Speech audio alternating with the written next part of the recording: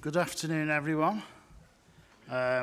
Is everybody, I presume, is here that should be here? We've left nobody behind.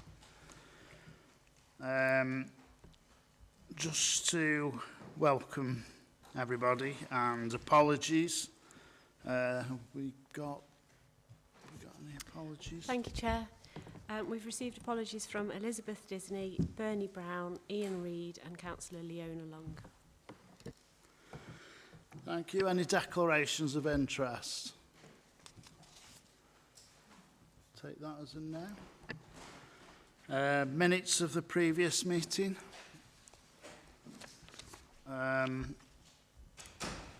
Shall we... has anybody got anything that they disagree with? Obviously, I wasn't here at the last meetings. No? Okay, we'll move on again. Any questions from the public on the minutes? No questions received. No. Item 2, Staffordshire Health and Wellbeing Board Review and Chairing Proposal. I'll hand you over to Richard. Thank you, Chair. So over the last year, we've been reviewing the board, initially internally. The recommendations from that process are set out in paragraph 3. Subsequent to that, we engaged the Local Government Association to assist us with a further stage of review. The recommendations from that process are set out in paragraph 4. One of the recommendations was that we consider appointment of an integrated care board representative as a co-chair, either a clinical lead or a non-executive director. So I'm asking that the board today, first of all, consider the recommendations and provide any comment on those, either the internal ones or the LGA review. Secondly, note your own appointment as chair, which is new since our last meeting. And then thirdly, consider this question about appointment of an integrated care board, clinical lead or non-executive director as co-chair. Thank you.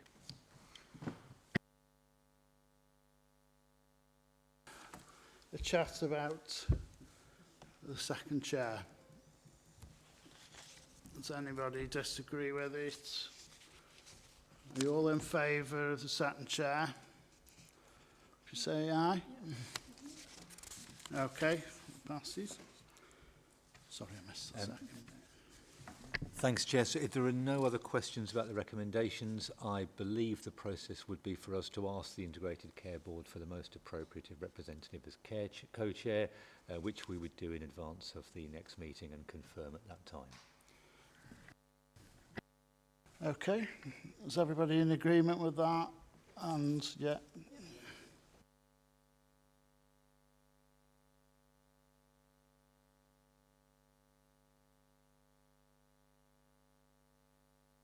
Priority progress update, please, from Tony Bullock. 3.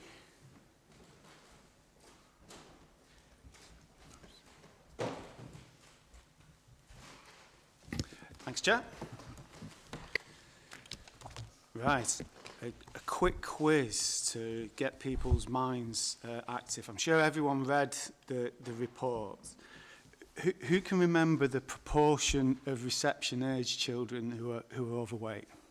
Richard, you can't answer, or Claire? I'll tell you, it's 10%. Can anyone remember the proportion of year 6? That's top year at primary school for people my age and above. No? Go on, Phil. Nearly 25%.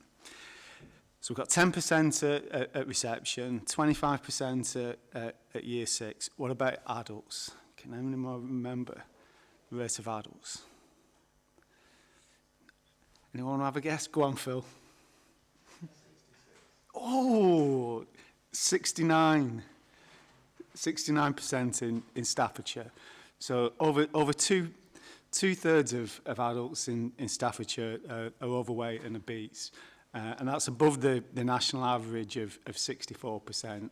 You know, there's lots of confidence intervals in that, but we're about the national average or a bit higher. That varies across the county, as high as 76% in Cannock. So 3/4 of adults in Cannock, and 2 or 3 of the other districts as well are at similar sorts of levels. So I think everyone's probably aware of the scale of the problem. I don't think we need to persuade anyone around this table of it. Probably the biggest challenge to public health at the moment, alongside mental well-being. Again, I'm sure everyone's aware of the consequences, not just in terms of health, but things like educational attainment, workplace productivity, etc., are all impacted on by healthy weight. But there are also lots of opportunities as well. Again, not just in terms of health, but things like crime prevention, drug and alcohol recovery, all of those sorts of things are supported by people who eat well and exercise. So, big problem, big opportunity. Again, I think quite a few of you have been part of this group for a while, so you've heard me say similar things over a few years. There's no quick fixes to this. There's no easy answers, no silver bullets. It's not something that we can commission our way out of. Even if we had an endless supply of money, I don't think that would be the solution. So we're in a similar situation to smoking. We need a long-term approach. We're probably talking decades rather than years. And there's lots of different actions and interventions that we need. Probably need more central government support on this issue. But there's things that we can do locally as partners. And that's really been our approach over the last couple of years with the Better Health Staffordshire programme. And I think the key element there is that we want to try and maximise what we've already got. There's lots of opportunities for people to exercise and eat well in Staffordshire, but people don't engage with those as much as they might do. And a lot of the grassroots organisations that are there that provide these types of activities historically haven't had the support necessarily or the networks that we might want. The County Council helps to coordinate Better Health Staffordshire. It's not a County Council piece of work. We've got some staff that work alongside colleagues from a range of partners, districts and boroughs, third sector, NHS. So it's very much a partnership approach. And I think partnership is key to what Better Health Staffordshire has been doing over the last 3 or 4 years. There's a real community now of organisations that are interested in weight and exercise. I think the partnerships are there to try and encourage and develop the initiatives that those organisations are doing. There's a lot of passionate people who are very interested in these areas. We're hoping to, or we have been expanding and helping to develop those initiatives. Alongside trying to encourage engagement, there's no good having all these fabulous initiatives if nobody's engaging with it. So lots of work across partners to try and use their networks to reach out to residents to try and engage. And to develop those networks beyond those specialist organisations into the mainstream, into schools, housing organisations, a whole range of partners that are now part of that network. So we're trying to expand that reach across a whole range of people to encourage that engagement. There's been a bit of funding to go alongside it to help to kickstart some of those initiatives. And I think we've seen some success in some of those small grant funding that have enabled organisations to develop what they're doing. And there's a big programme of work around information, advice and guidance to try and encourage that engagement. Plans going forward are really to build on that. I think we've got some challenges over the next couple of years around some of the prescribed issues that we see in NHS is prescribing Manjaro and similar medications, but there's a lot more people buying those medications online or privately, and they're not receiving the level of support that the evidence base suggests that they might need.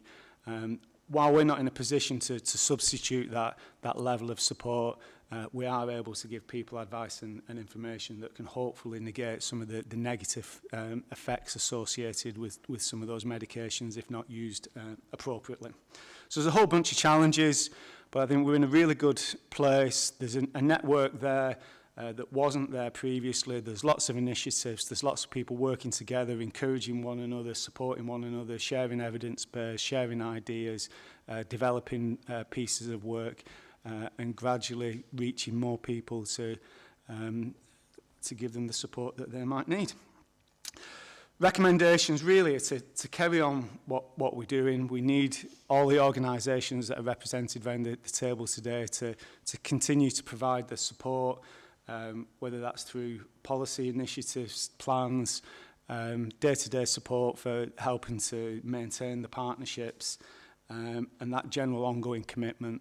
So I think that the recommendations are not very specific, but primarily we're asking all partners to carry on the support that they've been providing, and that the team's very grateful for all the support that is currently being provided, and hopefully that continue going forward. Thanks, Chair. Yes. How are we going to be measuring progress and success I mean, there are lots of partners doing lots of good work, but how are we going to monitor that, and how are we going to make sure that we are making progress? Because clearly a whole range of actions have been identified in Appendix 5, all well and good, obviously not comprehensive, but it does include some good actions. But how do we make sure that we maintain that momentum and indeed measure both progress and success? I'm sure you'll appreciate the key measures are likely to continue to increase going forward. I think long term we would hopefully see those prevalence rates start to reduce, or the acceleration of those prevalence rates to start to reduce. But I think that's going to be some years before we see that. I think in the short term it's really measuring the impact of the individual initiatives that we've got, because I think we'll do a lot of good things, have a good impact with a lot of people, but we won't see it in the headline prevalence figures. So each of the initiatives, when we've distributed funds, part of the conditions of the funding is to provide some sort of feedback on impact. For some pieces of work that is easier than others. So the services that we've got, we measure rates of weight lost at 12 weeks, so we can understand fairly clearly the impacts of some interventions. Some of the communications projects are less easy to do. So at the moment it's really on an initiative by initiative basis.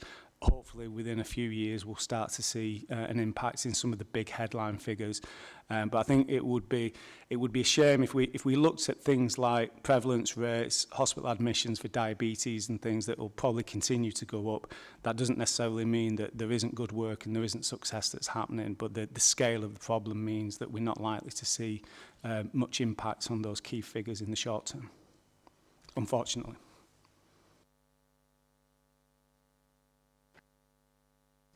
I've got just a question for you. Trends in the data that originally came out back in 2006, 15-16, do we see any improvement going forward? Because they seem to be level all the way through to 2022-23. Is there any more data that is available on that? I think for that metric, we've used the latest data. There's lots of we're data heavy in public health, so there's lots of different metrics, but they all basically say the same thing. Whether it's prevalence rates, whether it's admissions for conditions like diabetes, the graphs are all going in the same direction. And I suspect, and there's colleagues who understand these issues as well or better than me around the table, but my suspicion would be that we'll see those continue before any sort of plateau without any major initiatives nationally. I think we're doing the best with the resources that we've got. We're making a difference to a relatively small number of people, but until we see large-scale national initiatives, I suspect we'll see the trends continue to go up. But that's just my opinion. I don't know if any of my other public health colleagues would share theirs. Yeah. Yeah. Hi, thank you, and thank you for the paper. I suppose I work in general practice, and the impact of Mounjaro is quite significant privately. As you know, there's the sort of initiative through the NHS where we're pulling people into hubs, offering them Manjaro with a very strict criteria at the moment, and this is a sort of 5-10 year rollout of that plan. Currently, it's a BMI over 40 with 4 out of 5 comorbidity, so that's the starting point. But obviously, that's going to extend over the next few years, and that is sort of coming from nationally. Given that there's the experience we're having sort of at the front line is the huge use. I mean, I know recently that people are struggling because of the increasing cost. But I suppose it's matching that impact against this. And my instinct is that it will drive inequalities because people who are not able to buy that privately and with the tighter criteria of the NHS, that inequalities will drive. And I suppose it's matching that drive in inequalities and the focus that is likely to bring that will be important in the next few years. Yeah, I think you're absolutely right in the sense that people who can afford it will buy the medications privately. I think some of the feedback that we're seeing, and I'm sure you're seeing it in primary care as well, that people who are taking Manjaro and are not following the guidance or haven't got the sort of support that the evidence base would recommend are seeing negative consequences of people being malnourished almost, and the sort of consequences that go with that. So I think that's a challenge for us as a sector as well. You know, we don't have the services and resources within the partnership to be able to provide that tier 3 support that the evidence base suggests, and it's not for us to try and fill that gap formally. But I think that through the initiatives of Better Health Staffordshire, hopefully people who are buying Manjaro themselves can get some good advice that will hopefully benefit them in the absence of a service. But you know, that isn't there to substitute the services that I think we need.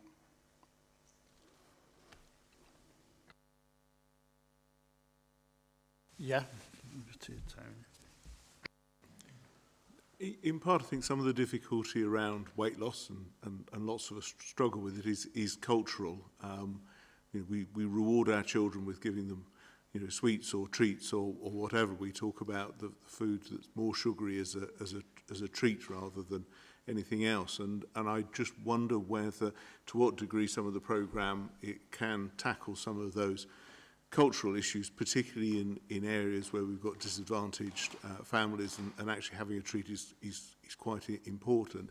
And then again, relating it to the issue around the Manjaro, how that links across as well, because as we've talked about, there appear to be 2 cohorts of people taking weight loss drugs. Those whose clinical conditions suggest that the NHS should pay for it and go for it, and they may have more support, and those who can afford it and who want to make a lifestyle choice, and to what degree that choice can be wider than taking the drug and can then make it a sustainable position as well, and how those 2 cultural approaches might meet together, because it seems to me to a very complex context within which we're trying to achieve change. Yeah, I think you've touched on one of the key issues, that the messaging is really, really complicated. I often liken the challenge to that which we had with smoking over the last 30 years, where we had prevalence rates of smoking in adults of over 50% in the 80s, and that's down to sort of 10-15% now. And we've got a similar challenge, similar scale of challenge, but I think the nature of the challenge is much more complicated, because I think most people accept that cigarettes are not good for your health, and most smokers would agree with it.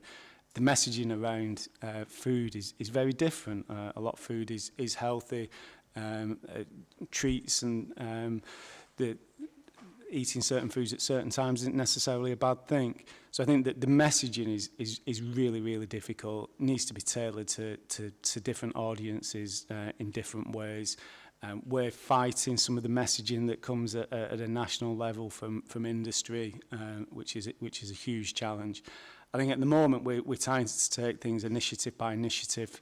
We're making some good progress with schools to try and encourage schools to set an example and provide healthy foods as part of their offer. And I think through initiatives like that, hopefully over a period of time, we will be able to make a difference to people's attitudes to eating. But certainly not here to pretend that we've got the answers and are making massive progress. I think as a field, we'll develop our understanding, we'll improve in terms of understanding what works. I think we've seen in the drug and alcohol field that we're really struggling to make an impact 25, 30 years ago. Our understanding of what works in that area has improved an awful lot. And I think that the more effort, the more initiatives that we try in this area, the better we'll understand about what makes an impact. But yeah, there's no easy answers to those challenges at the moment.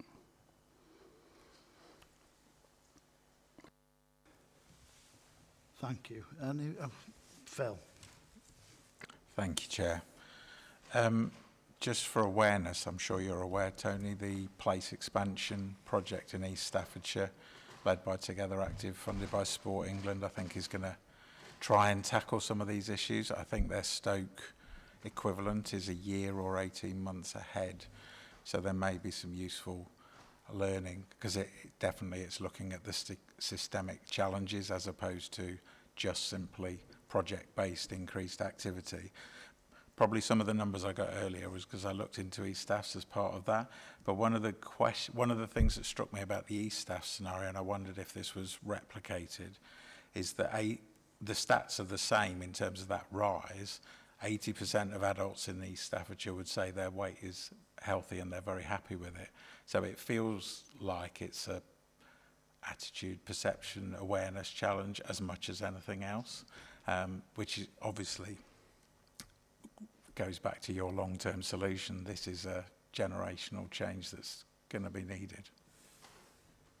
Yeah, I think you kind of answered your own question. I think the Together Active are one of the key partners in the network that Better Health Staffordshire represents, and I think a lot of the answers lie in the third sector. I'm not just saying that because you asked the question and you're sitting next to Gary, but a lot of the good initiatives through Better Health Staffordshire come through the third sector.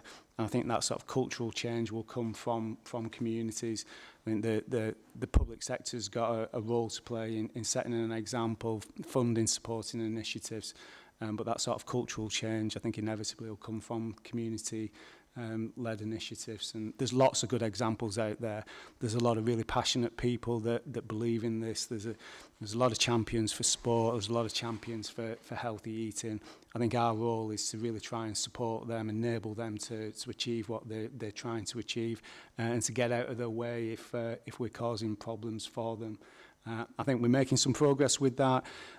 It's not perfect, but I think the one thing that we can see from Better Health Staffordshire is that there are lots of stakeholders who are communicating with each other, who are supporting each other and helping one another to grow. And I think that probably is where we'll see the success over the next few years.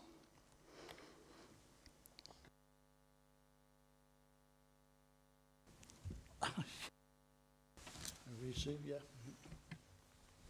Thank you. It was just a sort of comment to reinforce some of the points that Tony's made, really. So I think it's really difficult with this kind of complex programme of work to articulate exactly what the sort of tangible elements of it are. And I think the sort of partnership approach that Tony described probably undersells it in many ways. Lots of things that we do, most things that we do are partnership working, aren't they?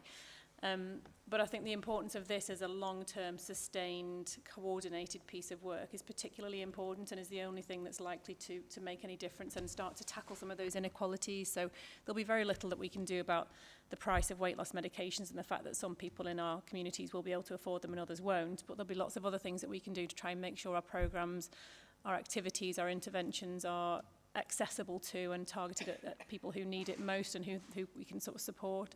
And I think the value of bringing together the range of activities that are happening under this one umbrella. It's not a council initiative, although we might have a role in sort of coordinating some of the activities. This is very much everyone across the system pulling together to make sure we've got the right things happening in our planning decisions, to make sure we've got the right policies in place, our strategies are focused in the right direction. So it's all of those things combined, as well as initiatives around activity and eating. And I think it's really important that we consistently use this as the sort of umbrella, as the programme of work, and attach all of those good things to it, because that's the only way we're going to really make a difference.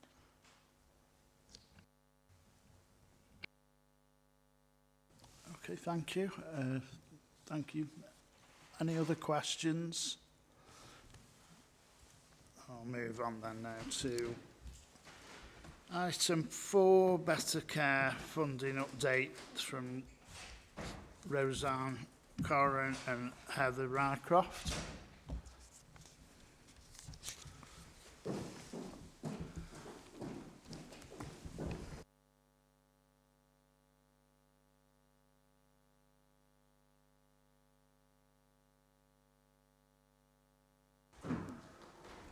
Sorry, I'd forgotten which button to press. Okay, so have we got the clicker, sorry, for the presentation, or? Okay, thank you. Okay, so as the board haven't met since March, we've put some brief background on the slides and in the paper, but I will take the paper as read if that's okay, and I'll skip over the background slide and just focus on a brief update on what's happened since the last board.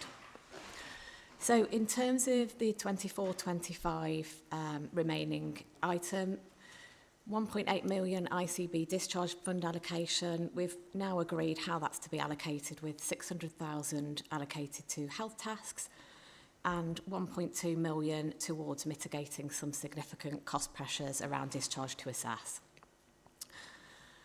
In terms of the 25-26 plans, so we did submit our plans later than expected due to the ICB grant apportionment issue having not yet been resolved. However, we have agreed on everything else in the plan apart from that element, so we've been able to submit a really strong submission of a caveated plan which was approved in June with a couple of conditions, and one of those was that we resolve the apportionment issue between us. So just briefly to remind the board, the council maintain this should be apportioned in line with the adult population, and the ICB believe it should remain as they have apportioned it. NHS England have been very clear that we now need to resolve this amongst ourselves, and the ICB have committed to seek to see if there's any opportunity in the next planning round to move us closer to this population split. In terms of the Section 75 agreements, we've gained Cabinet approval to enter into this in July, and the ICB, it's due to go to their board for sign-off in October. Just very briefly on 25-26 cost pressures, as we've done each year, we've left a contingency budget in the plan with 2.8 million set aside this year. Initially, we think it will go towards health tasks and NHS funding for assessment of health needs, but this may change throughout the year as the ICB are looking to bring down the cost on those lines. Okay, so I just wanted to update colleagues on the BCF review that we are conducting. So last year we did a comprehensive line-by-line analysis of schemes and services that were in scope. I think one of the most positive outcomes of this to really emphasise is its enhanced transparency and collaboration across the system, and it's setting a real foundation for community transformation and place-based partnership working. There were some schemes that we felt weren't reviewed fully, so we are in phase 2 of that review this year, where we're going to take a deeper dive into certain elements. This includes the discharge to assess offer, falls, end of life, and hospice provision. So yeah, we continue to review the BCF and make sure that ultimately we're utilising our resource effectively and improving our outcomes for our population in Staffordshire. So the board is asked to note the expenditure of the remaining 24-25 discharge grant, note the submission and approval of a caveated plan for this financial year 25-26 with conditions, and note the update in relation to the BCF review. Thank you. Turn your button, please. Thank you very much. Again, a lot of activity taking place. Is it all evidence to say the activity is leading to improvements? Or everything that you're doing that's going on, or is there more to do? In terms of outcome measures, Chair, so there's about 70 plus services and schemes within the BCF. So some of those will be led by the council as a commissioner, some of it led by health. So we would expect that each service or scheme produces evidence that, yeah, it's having an impact, but that will really vary, Chair, depending on the nature and size of the service. But for example, you know, MPFT, they'll provide a range of our services, and they're expected to report contractually on outcome measures, KPIs, fairly standard stuff. Does that answer your question okay?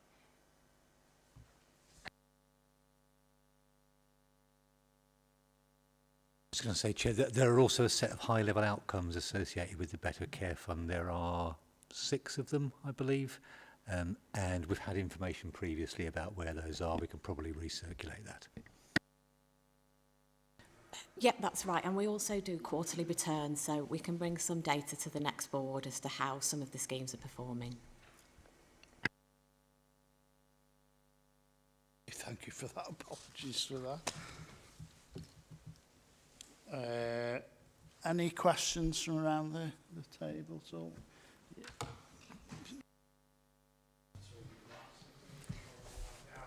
Thank you. I guess I was just seeking clarification. So, as I've read it, you've jointly asked NHSE twice, I think, to help support this resolution issue, and they've effectively declined to help you resolve the issue twice. Is that a fair? They basically said it's your problem, you've got to sort it out yourselves. Is there obviously we don't know what the outcome is because it's not resolved, but is there a process then locally for doing that? I mean, apart from the fact, you know, it's kind of like just washing their hands of the issue seems rather unfair of them, but... Say that, Richard. I think what you've just said, Gary, is fairly accurate, actually. But we are having conversations, and I think only this week, Richard and Elizabeth, our Chief Transformation Officer, you know, we've made a commitment next year to really ensure that we get to where Staffordshire see that split in terms of the population. It's difficult. There isn't a nationally mandated formula that considers everything in the round, like health inequalities. It's purely done on a sort of head count, which doesn't factor in so many different elements. So, but we are committed to working towards that next year. Is that fair, Richard? Yeah.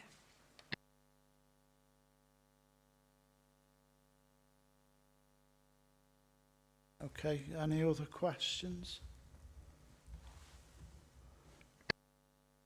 Okay, I'll move on to the next one, which is Pharmaceutical Needs and Assessment from Emma Sambach. Hi, hello. Hiya.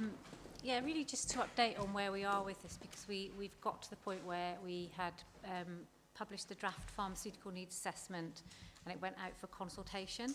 So when we did this, it's a long ongoing piece of work. So we sort of started at about 18 months and we've brought various updates to this board or sent it out with the papers. So what we found from our work in the needs assessment was overall there's a relatively good number and choice of pharmaceutical services in Staffordshire. You know, and that largely meets the needs of the whole population. There's good coverage of pharmacy first services. So this is part of the new contract which helps support pressures on the NHS. So there's quite a lot of preventative stuff in that, and I think that's really good. We certainly, when we were doing this work, thought we might be able to do more to support communicating what is available at pharmacies and stuff, because I think there's variability in, you know, how often people know about what there is, because there is a really good offer. We did also identify some gaps in availability of pharmacy services on Sundays in particular parts of the county. There's a couple of areas in the county where there isn't complete coverage on those times. So the consultation ran from the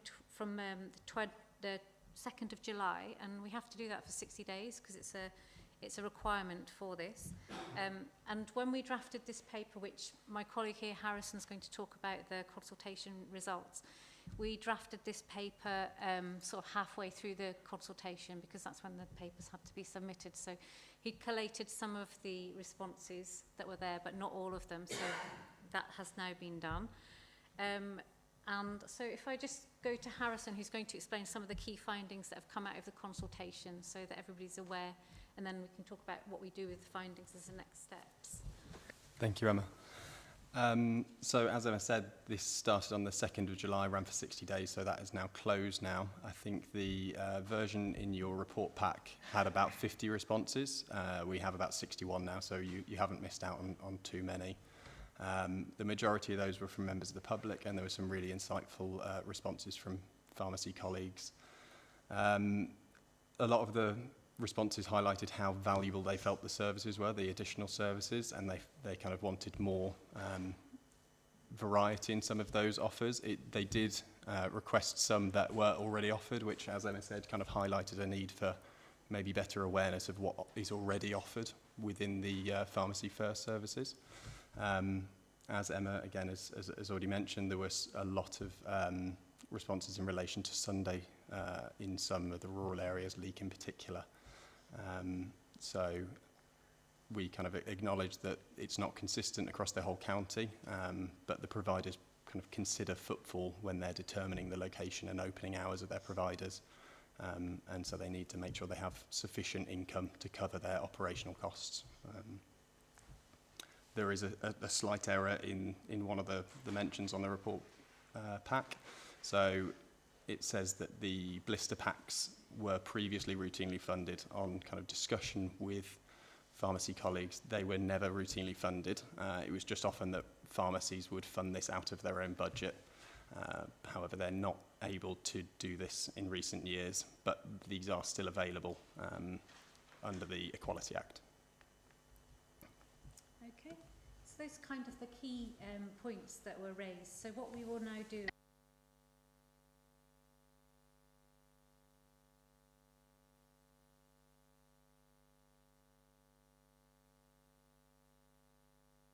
that in, and then hopefully in the next week or so we will have done this, and it will be circulated round for sign off. And there's a recommendation in here that it will go to be delegated to the chair in order to do that. So that just tells you a little bit about the process, how we use these comments, and they will be fed back into our needs assessment.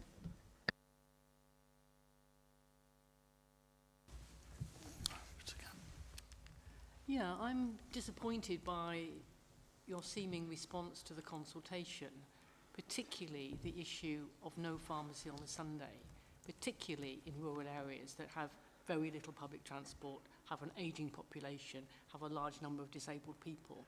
It almost seems to be a sort of shrug of the shoulders, well, okay, you know, there's not enough footfall, therefore, you know, places like Leek will continue to be deprived of a Sunday pharmacy service, when so many of the ICB and NHS consultations all talk about pharmacy first. Well, that's ludicrous when people can't actually get to a pharmacy. I remember the ICB coming along to Leek and saying, well, you know, at the weekends, if you've got a problem, go to the pharmacy. And just got hollow laughs from the people in the room. You know, I do think that we have to have a joined up strategy, that if we are trying to say to people, go to your pharmacy, then actually that we do have to provide the service, not just, you know, when it suits pharmacies, but actually on a Sunday when it's crucial. So there is actually really good provision in Leek. There's 5 pharmacies there, I think, and I think they're open on Saturdays as well. So with this, the way because we worked with pharmacy colleagues and other colleagues from across health, so we looked at sort of what the provision's like in North Staffordshire, and actually the things that were on offer were slightly higher than most parts of the county, but the availability wasn't there on Sunday, like you said. A lot of the things in a pharmacy first, they wouldn't be things you would necessarily use for an emergency. You would be able to do those before that. There's not many reasons you would need to have urgent need for a pharmacy at the time. And the other thing in relation to I think this is important because with other NHS services, there's actually money given from the government to be open and stuff, but with pharmacies, there isn't money just to be open. The money is paid to deliver certain contractual services, which they do in pretty much all our county that well. So I think there's a difference between having something available that people might use, because they do need to cover their costs in order to open, and that actually impacting on the availability and need for a service, because I think it is well covered. Because in South Staffordshire there isn't a pharmacy open in that district either, and I don't think there really ever has been on a Sunday. People would use like Wolverhampton or wherever they would travel to as the nearest, so it isn't just in in Staffordshire Moorlands area. Sorry. The problem with leak is the lack of transport. So if you are without transport, there is no chance on a Sunday that you would be able to get to a pharmacy. That's the issue. And I know that it is, yes, there are pharmacies in the town. I live in Leek, I know. But the issue is that since Sainsbury's closed, the pharmacy in Sainsbury's closed, there has not been a Sunday service for about 2 years. And it is creating issues and worry for people who do need to get to a pharmacy in certain circumstances. That is the problem. A town of over 20,000 people should be able to provide a pharmacy on a Sunday. And I hope that the consultation responses won't just meet with a shrug of the shoulders and say, well, we can't do it. Thank you, Charlotte. Vicky, so. Thank you. Thank you, Emma. It's really, and Harrison for the information there. Really interesting and interesting to see it from a strategic point of view. And I suppose my question now is that the use of it, because I'm sitting here as a sort of in health and from a looking at the sort of the pharmacy delegation, etc. It's a great document, and I suppose it's that describing that practical next step, of which in the absolute spirit of this partnership, we would absolutely, that would be a great piece of work to take forward together. Okay, thank you very much. If we've got anything else, can we address it directly to the ICB or to Emma? Thank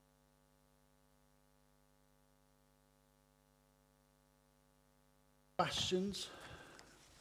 If not, I'll move on to forward plan. That will be me, Chair. So for the 10th of December, we've got a discussion on the health and early life priority, which is linked to the strategy. And then it's that time of year where we've got a number of annual reports coming to the board. So we've got the Director of Public Health annual report, Health Watch annual report, Adult Safeguarding Board annual report, Children's Safeguarding Partnership annual report, ICB annual report, and potentially the Integrated Care Board joint forward plan as well. So it's a big agenda. Thank you.